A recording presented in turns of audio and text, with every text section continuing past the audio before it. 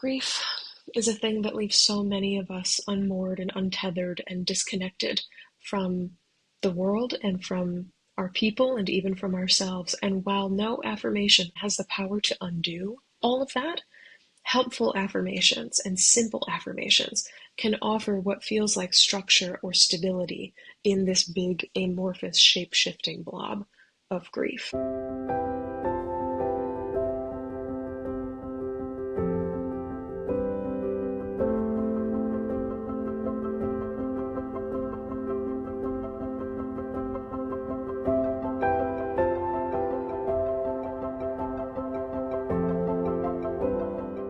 Hi there, grief growers, and welcome back to Grief Grower. I am so glad to be joining you here again, as always. If you have been growing alongside me in my work for a while, welcome back. And if you are new to me and my work, hello. My name is Shelby Forsythia. I am a grief coach, two-time, soon-to-be three-time author, and founder of Life After Loss Academy, which is an online program that has helped dozens of grieving people stop feeling lost, stuck, broken, and alone in the aftermath of loss, and start building lives that they genuinely love from the lives that loss forced them to live. This, of course, not only includes death-related losses, but also things like divorce and breakup, major diagnosis, job loss, pet loss, and any other major loss that changes your life. And here, as with every other bit of work that I do, we believe that grief is not something to get over. It is something that we grow with and alongside for the rest of our lives, and that when we treat grief less like a problem to be solved and more like an experience to be had or an invitation to live more deeply, we create meaningful lives that are rich with the memories that we carry and the struggles that we faced, and also the preciousness of what it means to be alive right here, right now. This week on the show, I'm slowing us down a little bit because life's been real rough for me recently. If you tuned into last week's episode, you know that May is now it's the most griefiest time of the year season. And this week I wanted to just bring you 15 affirmations for life after loss. And this is because in the midst of things feeling overwhelming and just spiraling and like there really is no solid ground to stand on, sometimes just saying a single sentence or a few sentences can help you feel like you can hold your grief, like there is a place for it. And when you choose words with care when it comes to your grief and use them with intentions, they can't magically fix your grief, of course, but they can anchor you into the moment, and they can kind of wrap a soft blanket around any sort of critical or nagging inner voice and remind you that grief does not require perfection from you. It only requires presence. So today on the show, I want to give you 15 grief affirmations, and because I can't help myself, I wanted to organize them a little bit. So they are organized in 3 sections, and these are the top emotional experiences that students in my online course, Life After Loss Academy, report feeling when it comes to grief. So the first set of affirmations are for when you feel lost. The second set of affirmations are for when you feel broken or shattered by grief. And the last set of affirmations are going to be for when you feel alone. So whichever of these resonates with you, and obviously you can pick and choose from multiple sections here, I hope that these 15 affirmations bring you comfort and a chunk, like a tiny piece of portable concrete, as you navigate life after loss. So if you have nothing else to stand on right now, or nowhere else that feels safe in the world, I hope that these can be a start for you. So let's start with affirmations for when you feel lost. And the reason I wanted to write a series of these is because lost or stuck is like the number one most reported experience by the grievers that I work with. It's not sad and it's not angry and it's not that one of the 5 stages of grief. It's I feel lost or I feel stuck. And this makes a lot of sense because grief often strips away our sense of identity or direction or certainty about where the heck we were going in life. You may not know who you are anymore without the person or the life that you lost, and it can feel more than overwhelming to try to move forward when you don't know what's up ahead. So these affirmations honor the fog of grief without the pressure to be certain of where you're going. The first one is, I don't have to know the end destination to take a step today. And in a world of goal-oriented questions of what do you want to be when you grow up, and when are you buying a house, and when are you having kids, and what's next after school, it's really freaking normal to feel this constant pressure to know all the time exactly where you're going and exactly how you're getting there. But the truth is, especially after loss, you don't. And in life after loss, often you can't. And when you are unable to see the whole map of the rest of your life, or even to draw it out for yourself, it is really okay to take one step today. And when you release the need to know exactly where you're headed, you can focus kind of micro, get smaller on what you need and want in this moment. If I don't have to worry about where I'm going to be in 3 weeks or 3 months or 3 years, I can focus on what is most helpful to me in the next 3 seconds, in the next 3 minutes. It's a shifting of time, or a reframe of time in grief. The second one in this category is I am not lost. I am in a sacred season of searching. And this is a cheeky reframe that takes the negative view of lost as confused or disoriented or ignorant that a lot of us apply to ourselves, that critical voice in our head when we're grieving, and positions lostness instead as a spiritual or a soul level recalibration. Now, I know this won't resonate for everybody, but it certainly will resonate with a few of you, because people who are spiritually seeking, you might also call them lost, but you might also say they're seeking something. And many spiritual and religious practices throughout the years kind of honor and celebrate this tradition of being in a season where you don't have all the answers.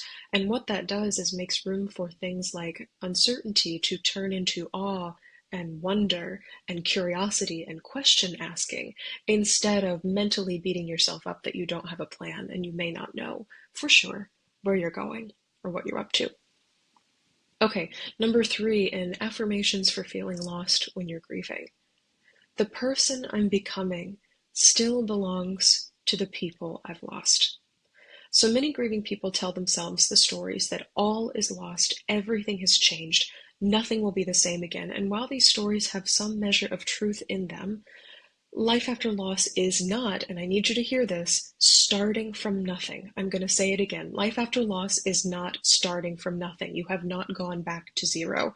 Even when you feel lost, the person that you are right now is made up of all of the people you've ever loved and the versions of yourself that got you to this point in your life. You have foundations and memories and lessons and wisdom at your disposal. And moving forward does not mean forgetting. It doesn't mean sliding back to square one.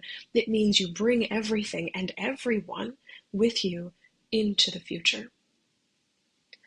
Number 4, in affirmations for feeling lost and grief. I'm willing to wait and see what's next for me. I call this being in wait and see mode because grief is exhausting, and it's really understandable that at some point you might just throw up your hands and say, screw it, I am done trying to figure this out in response to the pain of loss. And when you feel yourself at this breaking point, try any affirmation, it can be this one, that starts with I am willing. Because even when you don't feel ready to take next steps, being willing to see what's next opens the door once again to curiosity. It is another way of saying, I may not have the energy right now to make an effort, but I'm open to receiving whatever comes next. And if you're familiar with any sort of surrender meditations, yeah, this is a backdoor way you can surrender in the face of feeling lost. Last one in this section, one day I'll understand that I was growing, even here, even now. And this is a play on even through grief we are growing, and this is the send-off that I end every single one of my podcast episodes with. This is rooted in the grief belief that even when you cannot see evidence of it, some sort of growth is always happening. You might be focusing on stability and planting invisible roots in the ground. You might be focusing on recalibration in this season and figuring out, how do I live through every new day? You might be pruning off friendships or relationships or setting up boundaries around your heart. And even if none of these things rings true for you, consider that sometime down the road, future you will someday have words and meaning. They'll look back and have words and meaning for this season of your life. You will see eventually all of the small and powerful ways that you are growing through this time. Okay, part 2. Let's do affirmations for when you feel broken, because so many grieving people say, loss has shattered the life I once new. Grief has broken me beyond all repair. And in a society that prizes people who appear polished and smiling and put together, trying to get through life after loss can make you feel like this ugly, molting, wind-battered pigeon that has just shown up in a sea of beautiful peacocks. Everybody's got their shit together and you're like the odd man out. One of my clients once described it as trying to build a new life in the rubble of a bomb going off and everyone wondering why you're not doing better. What's wrong with you? So these affirmations are not meant to force you back together into one piece because affirmations do not have that power. They are here to remind you that brokenness does not equate to unworthiness. Those are not the same thing. Okay, number 1 in this section. My grief is not a sign that something is wrong with me. It is a sign that I am human. Our society often teaches that pain is a signal that something is wrong and needs to be fixed. And this is true for something like a broken bone, but it's not true for something like grief. Continuing to feel pain after a loss means that you cared about the person, the pet, the relationship, the dream, the life that you lost. In other words, feeling grief is not a defect or something that's wrong with you. It's a sign that you are working properly. Next one. When my heart is broken open, I am open to receive. This is another surrender affirmation, and it's inspired by the Rumi quote, "The wound is the place where the light enters you." I'm not sure if you've heard that before, but I wrote about it in my daily grief devotional, Your Grief Your Way, so you can grab a copy of that if that resonates with you. But the gist of it is that sometimes when we are at our most beat down or raw or vulnerable, we are able to notice and receive things that we were not able to in our life before. These could be insights about the way we're living, how we arranged our priorities, who we have as friends, how we take care of ourselves. And so it's sometimes worth asking, this affirmation invites you to ask, what messages are coming through in this brokenness? What revelations are you having, even very small ones? Where are you saying, I can't do this anymore, or they're no longer a good fit for me, or this job is no longer something that resonates with my heart?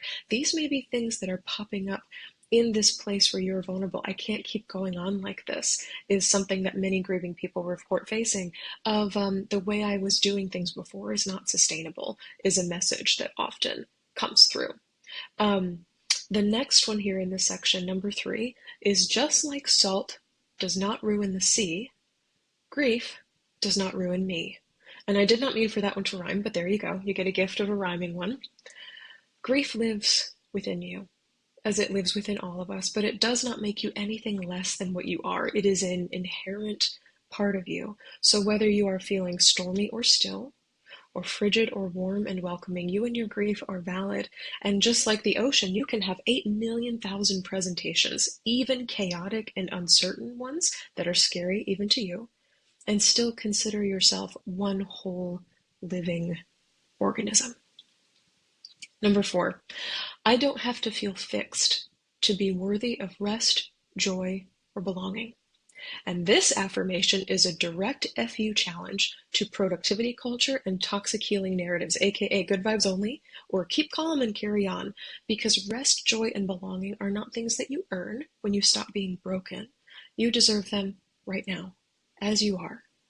And just like grief, they, rest, joy, and belonging, are ingredients to your wholeness. They are a part of that ocean of which you are already. I'm mixing some affirmations. Maybe you can too. Last one for this section. I loved, insert your loved one's name here, in their brokenness. I can love me too. And this is exclusive to if you have loved someone through a hard season of your life, which is many of us. So if you've lived long enough, you have probably loved and supported somebody you care about through a season of brokenness. They can be alive or dead. They can be here or long distance. So use their name in this affirmation. This could be a friend whose parent died, a sibling who went through a divorce, a neighbor who received a life-changing diagnosis, a coworker who had a really rough season of life last year. Remember how your heart ached for them and how you focused your energy on pouring compassion in their direction, whether through your words or your actions or something else, and considering how you showed up for somebody else in their darkest hours can help you recognize that you are worthy of that same level of care for yourself. And not only that, but you have the ability to offer it because you've done it before. This is not your first I am caring for someone who is broken rodeo.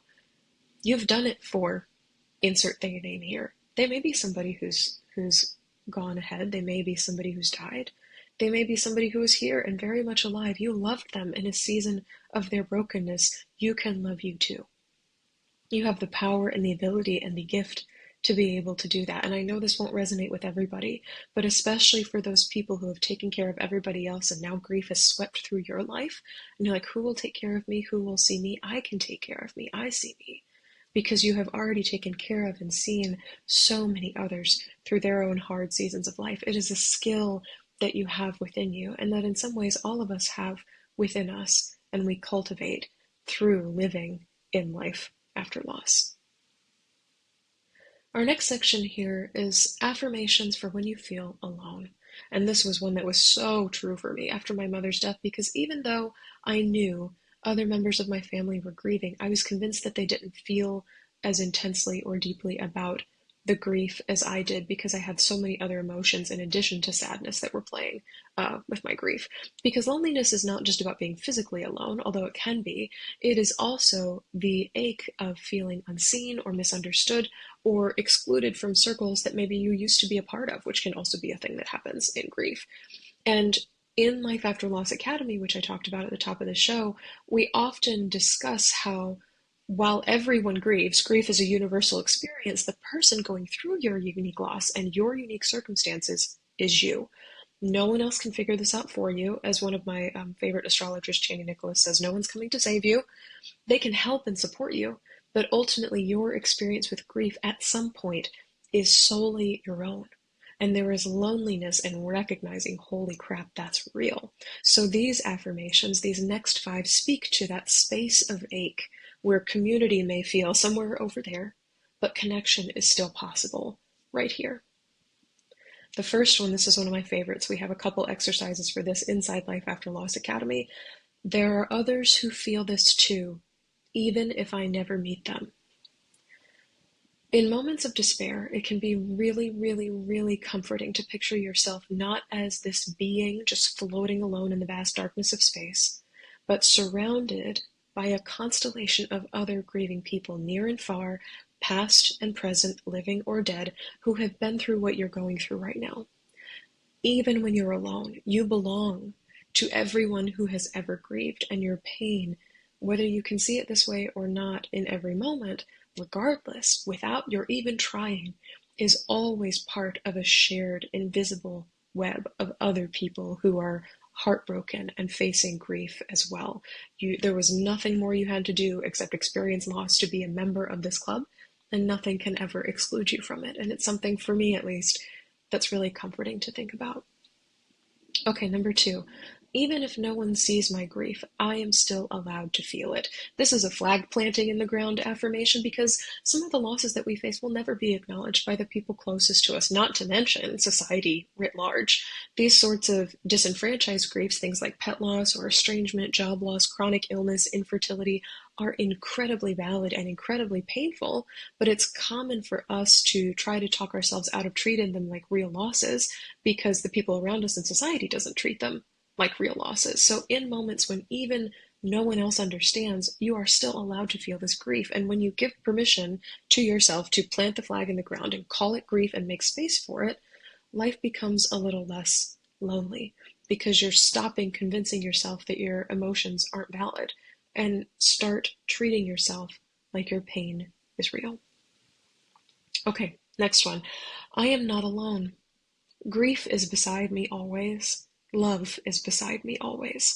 One of my all-time favorite authors, Elizabeth Gilbert, writes about the metaphor of driving a car with both creativity and fear along for the ride. And in Life After Loss, I like to think of grief and love as coming along for the ride. No matter where you go or what you do, grief is present and love is present. What does grief have to say about where you are and where you're going?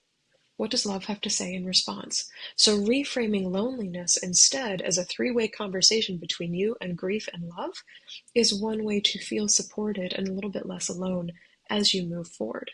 You have presences, emotional presences surrounding you, even in the midst of loneliness. This one is another one of my favorites here because it's good for woo-woo people like me who believe we're still in contact with our people who died and our pets who died, and it's also good for non-woo-woo people. It is, I am surrounded, protected, and cared for in ways I'll never know. And again, whether you believe your loved ones have the power to support you after death or you have a strong network of friends and family who care about you in real life, this affirmation is all about shifting your focus from alone, alone, alone to love, love, love. After a breakup in college, somebody I deeply love encouraged me to make a love tree of everyone in my life who wanted good things for me. And it wasn't people who had proven themselves by reaching out, and it wasn't people who clearly displayed that they were invested in my situation. She just prompted me to make a list of everyone who wished the best for me, who wanted my life to be good and okay and for me to be happy. And my list got so long that it surprised even me. And even if, once again, even if this list of people never reached out with comforting words or actions, although that would have been, some icing on the cake, simply pausing for a moment each day to picture this tree of loved ones and people surrounding me and just going about their lives and wishing me well is something that brought me peace. And you can choose to do that with people who are here on earth with you and pets who are here on earth with you, or people and pets who have died that would still want the best for you. A lot of people think of this as ancestors watching over or loved ones protecting and surrounding, guardian angels, things of that nature. But you can feel a little bit less alone in grief by considering who and naming who is surrounding, protecting, and caring for you, even in ways that you'll never know. I don't know what my mom's up to on the other side. I don't always know what my best friend is up to on the other side. I don't know what my cat is up to on the other side. I trust they want me to live a good life. I trust they want me to be happy. I trust they are making things happen in magical ways I do not understand so that life works out okay for me. It's something that makes me feel less alone. Maybe that's true for you as well. And again, it doesn't have to be dead people. If the afterlife is not a thing you believe in, you can certainly bring it right back here to earth. What friends, what family, what coworkers, what neighbors that you smile at that may not even know your name would want lovely and wonderful things to you, and they are surrounding you with that energy in ways seen and unseen. Okay, last one here. My person or pet, insert here, comes with me every single day. As you continue to live life after loss, it is normal to notice all the ways that your loved one is no longer present, and that is heartbreaking. And also, in life after loss, you have the power to choose. You get to choose how you want to carry them forward. Do you want to be a walking embodiment of their selflessness or humor or kindness or friendliness or love of cheese? Do you want to continue their habit of making morning tea or donating to causes or complimenting a random stranger?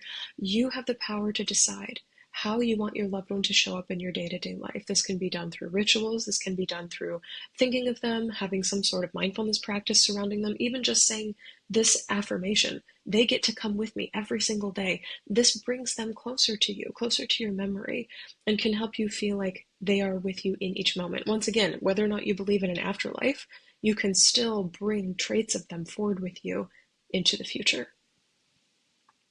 So that's all 15 I have for you, but I don't want to let you go without also telling you how you can use grief affirmations in your life. There are a bunch of ways to fold them in. Some you've probably thought of, some you may not have thought of, some I may not mention, so I would love to hear from you.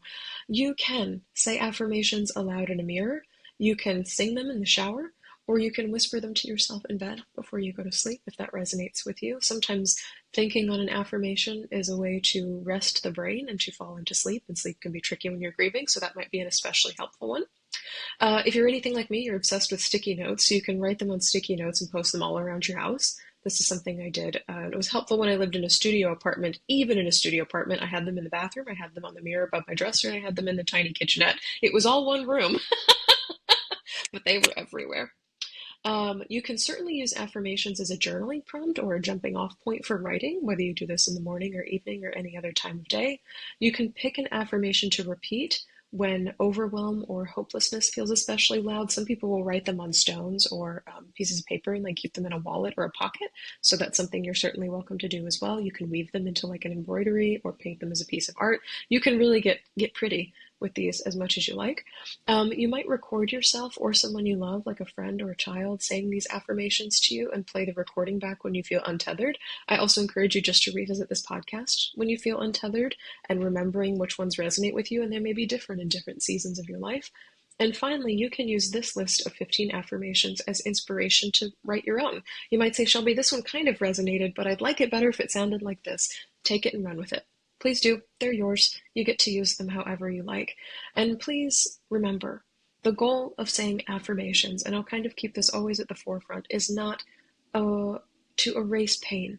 It is to speak truth in your grief in a way that honors both your humanity and the fact that your heart is broken. It is a way to root yourself into something that feels solid right now. It's like gripping onto that piece of portable concrete so you can keep moving forward in the way that works best for you. It's like you're scooting that little piece of concrete down along the path. It's like, while I don't know what the path is made of, I don't even know where I'm going, this little tiny block is something for me to stand on. This little affirmation is something I know and feel to be true in my life right now.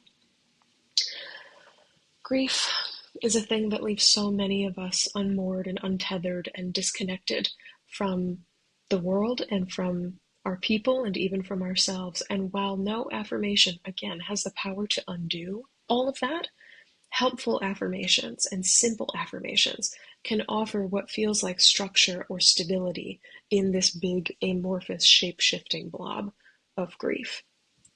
One more time, these affirmations are not meant to bypass your pain or polish your heart into something that looks prettier to the outside world. They are here to help you be present with what's true for you and to soften things that hurt right now, and to remind you, as I say at the end of every podcast, that even through grief, you are growing. May these words meet you exactly where you are.